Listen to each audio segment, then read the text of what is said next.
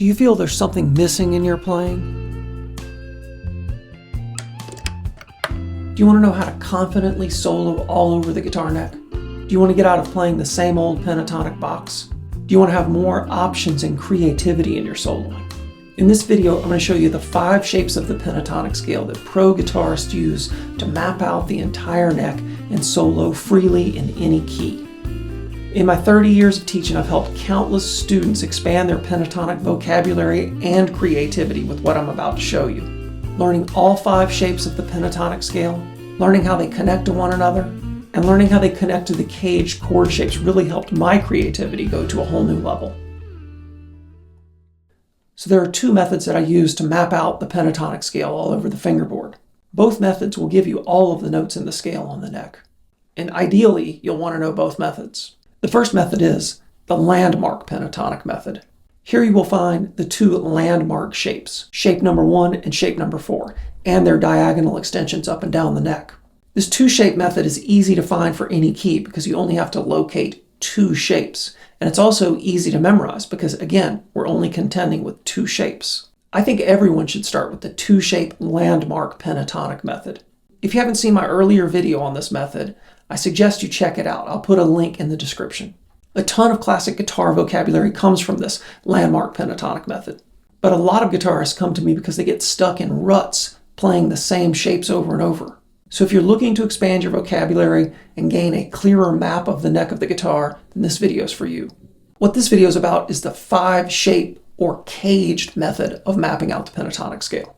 So the advantages of the 5-shape method are a more complete system of organizing the neck.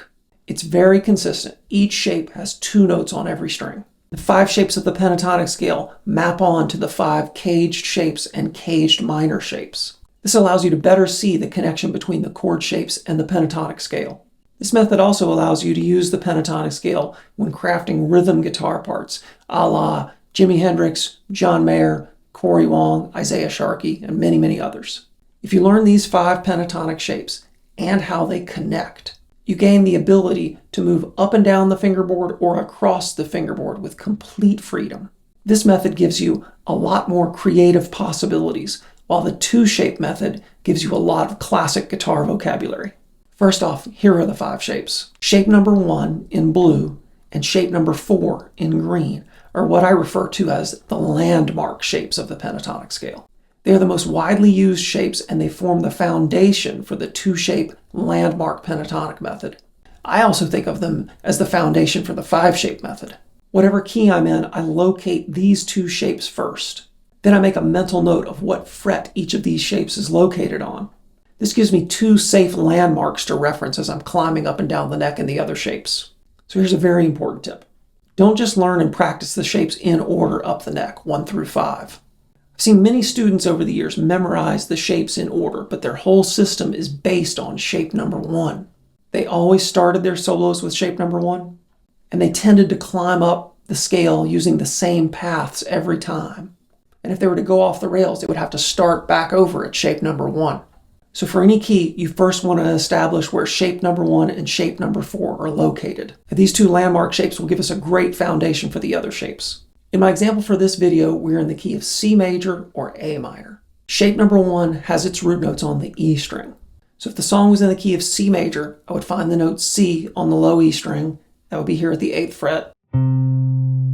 I would put my pinky on it. If it's a major key, you want to put your pinky on the root note, and that gives you where shape number 1 is located.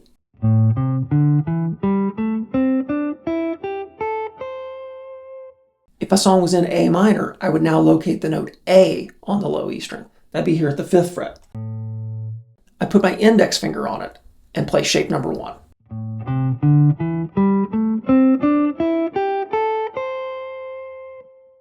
So the pentatonic scale is 2 scales in 1, a relative major and a relative minor. Whatever note your pinky is on the low E string, it is that major pentatonic. Whatever note your index finger is on the low E string, it is that minor pentatonic. So this is the C major or A minor pentatonic. So this concept of relative major and relative minor is very important because you get twice the vocabulary with the same shapes. The A minor pentatonic and the C major pentatonic are exactly the same shapes, on the same frets. The scale shapes just sound different over a song in C major versus a song in A minor. So I'm going to go into each shape individually, but first I want you to notice 3 things. Notice how all 5 shapes contain the same mini shapes. The most obvious one to see is this pair of strings where the notes are 3 frets apart. That pair exists in all 5 shapes. It looks a little different in shape number 3 because of the tuning of the B string.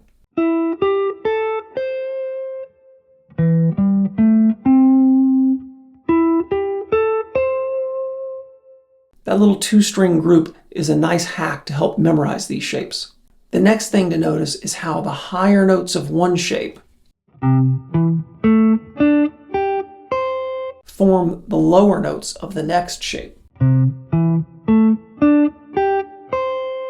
Really focusing on that connection will aid in memorizing the new shapes, and it will be able to help you creatively connect these shapes on any string.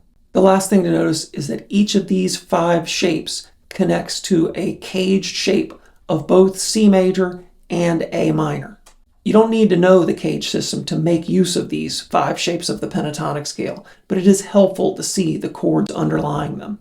Now let's dig in and look at each shape. So let's start with shape number 1. Shape number 1 is what most people consider the main shape of the pentatonic scale.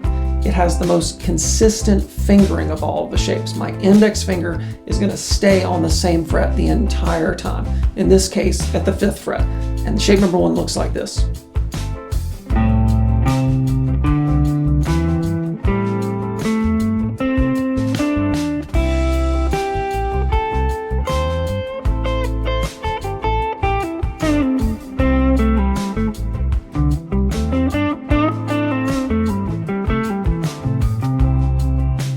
Shape number 1 is the G shape of C, and it is the E minor shape of A minor.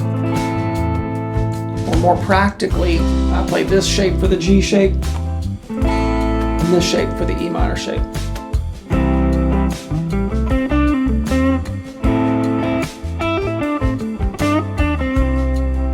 Now, shape number 2 is a little trickier because your index finger is not stationary. Shape number 2 looks like this.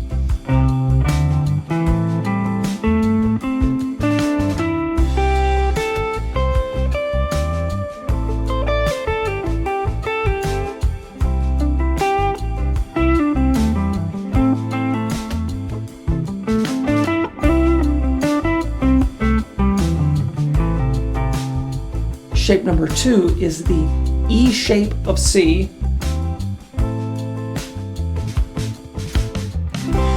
and the D minor shape of A minor.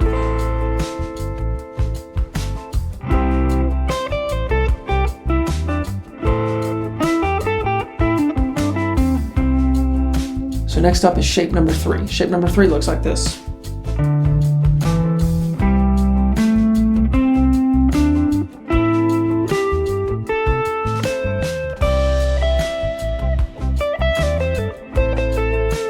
The only thing that's tricky about shape number 3 is the shift that happens between the B and G strings. I just have to move back 1 fret when I get to the G string. And it's the D shape of C and the C minor shape of A minor.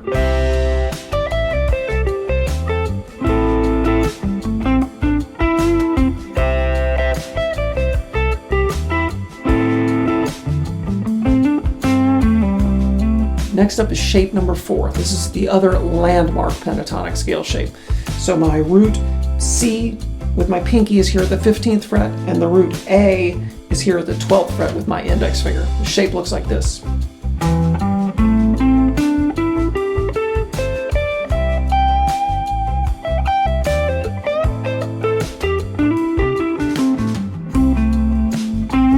And this shape is the C shape of C, and the A minor shape of A minor. And I'd more practically play it like this. There's my practical C shape.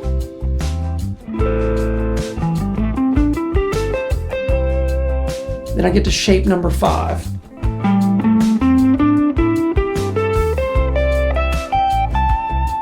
This one's a really easy one to memorize because each pair of strings is the same shape. Then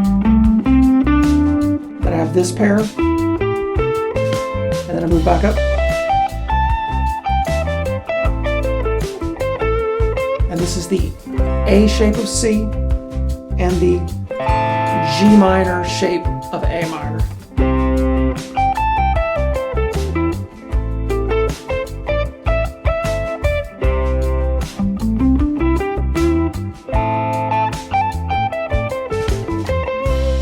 And that connects back to shape number 1, which repeats here at the 17th fret.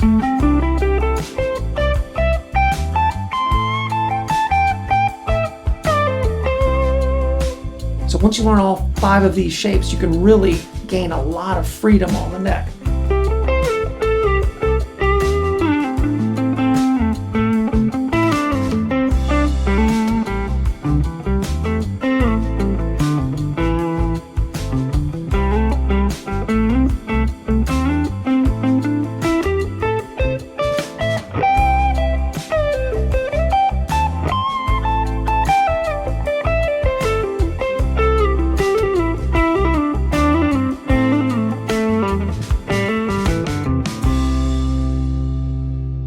So one tip, I encourage you to start each string with your index finger. This will give you more control. So for instance, I've had a lot of my one-on-one clients who came to me fingering shape number 5 like this. And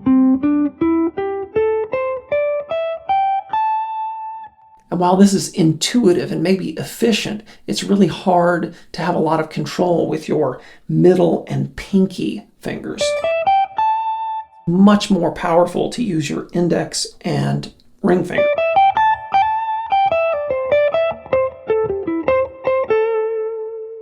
So you can see how learning all 5 shapes of the pentatonic scale will give you complete freedom all over the neck in any key.